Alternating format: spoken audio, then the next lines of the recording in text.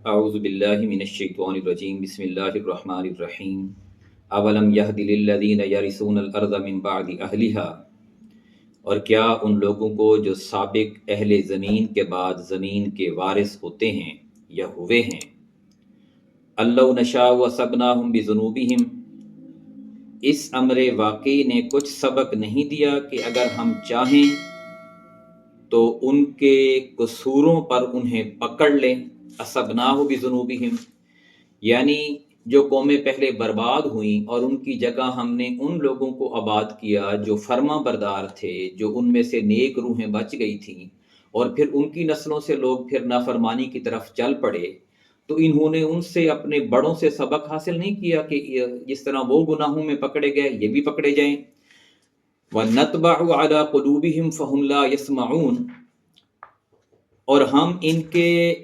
دلوں پر مہر لگا دیتے ہیں پھر وہ کچھ نہیں سنتے۔ یہ سورہ الاعراف کی آیت نمبر 100 ہے۔ الاعراف کا مطالعہ چل رہا ہے۔ اللہ تعالیٰ کسی کے دلوں پر جو مہر لگاتا ہے وہ اس وجہ سے نہیں لگاتا کہ وہ ہدایت نہ پا سکے، بلکہ اس وجہ سے کہ جب ایک شخص تاریخ کے عبرتناک واقعات سے سبق نہ لے، آنکھیں بند کر لے، کان بند کر لے، اور ان آثار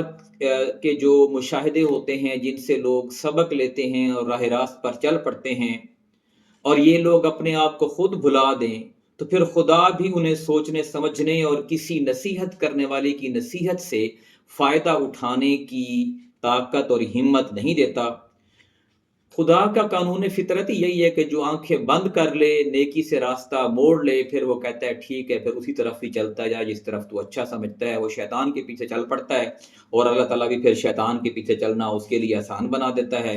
اور اس کی بینائی تک آفتاب روشن کی کوئی کرن نہیں پہنچ سکتی، اور نہ وہ خود کچھ سن سکتا ہے اور نہ کسی کو وہ اچھی بات کہہ سکتا ہے۔ تو یہی بات اس آیت میں ہے کہ کیا ان لوگوں کو جو سابق اہل زمین کے بعد زمین کے وارث ہوتے ہیں،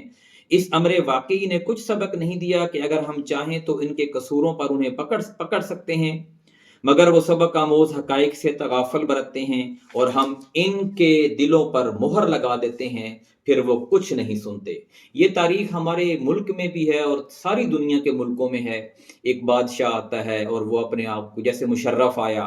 اور وہ اتنی گھمنڈ اور غرور میں تھا کہ میرے حکم کے بغیر کوئی پتہ بھی نہیں ہل سکتا۔ اللہ تعالیٰ نے اس کو ایسی گندی موت ماری، عبرتناک سزا دی، وہ چلا گیا۔ پھر کوئی اور آ گیا، نواز شریف آ گیا، زرداری آ گیا، عمران خان آ گیا۔ ان سب لوگوں نے امت کے اوپر یعنی پاکستانی قوم کے اوپر ظلم کیا، اور پھر باقی لوگ جو مختلف اداروں کے سربراہ ہوئے، کوئی جوڈیشری کا ہوا، کوئی آرمی کا ہوا، کوئی کسی اور ادارے کا ہوا، اور ہر ادارے میں سربراہی کر کے انہوں نے من مانی کی، اللہ تعالیٰ کو بھلا دیا، خوف خدا ان کے اندر نہ رہا، معاشرے کے اوپر، عوام کے اوپر ظلم کرتے رہے، اللہ نے ان کو مٹا دیا، پھر نئے لوگ آئے۔ یہ سلسلہ پوری دنیا میں چل رہا ہے۔ یہ صرف حکومتوں تک نہیں، خاندانوں میں بھی یہی ہے، شہروں میں بھی یہی ہے کہ اللہ تعالیٰ ایک قوم کو اٹھاتا ہے، پھر وہ قوم نافرمانی کی طرف جاتی ہے، پھر اللہ اس کو برباد کرتا ہے، اس کا نام و نشان تک نہیں رہتا، پھر دوسری قوم اٹھتی ہے۔ آج ہماری باری ہے۔ اللہ تعالیٰ نے ہم میں سے بہت سارے لوگوں کو صاحب ثروت، صاحب وسائل، صاحب طاقت اور حکمت اور دلائل اور حکومت دی ہے، اور ہم اپنی باری کے انتظار میں ہیں کہ اگر ہم بھی نافرمانی اور ظلم کریں گے تو اللہ تعالیٰ ہماری بھی بربادی کرے گا، اور ایسے نئے لوگوں کو لے کے آئے گا جو اللہ تعالیٰ کو پسند ہوں گے، پھر ان کی آزمائش ہوگی، اور یہ سلسلے اس طرح چلتے رہیں گے۔ تلک القریٰ نقص علیک من انبائہا،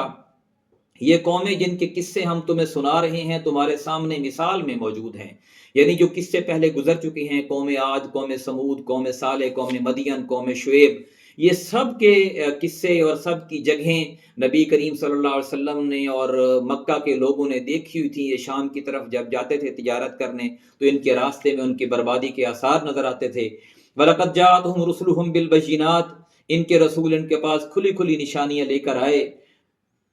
فَمَا كَانُوا لِيُؤْمِنُوا بِمَا كَذَّبُوا مِن قَبْلُ، مگر جس چیز کو وہ ایک دفعہ جھٹلا چکے تھے پھر اسے وہ ماننے والے نہ تھے۔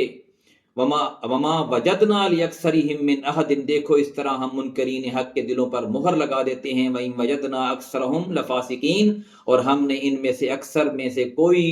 پاس عہد نہ پایا بلکہ اکثر کو فاسق ہی پایا۔ یعنی یہ لوگ اپنے درمیان بھی کسی وعدے کی پاسداری نہیں کرتے تھے، عوام کے ساتھ بھی کوئی وعدہ پورا نہیں کرتے تھے،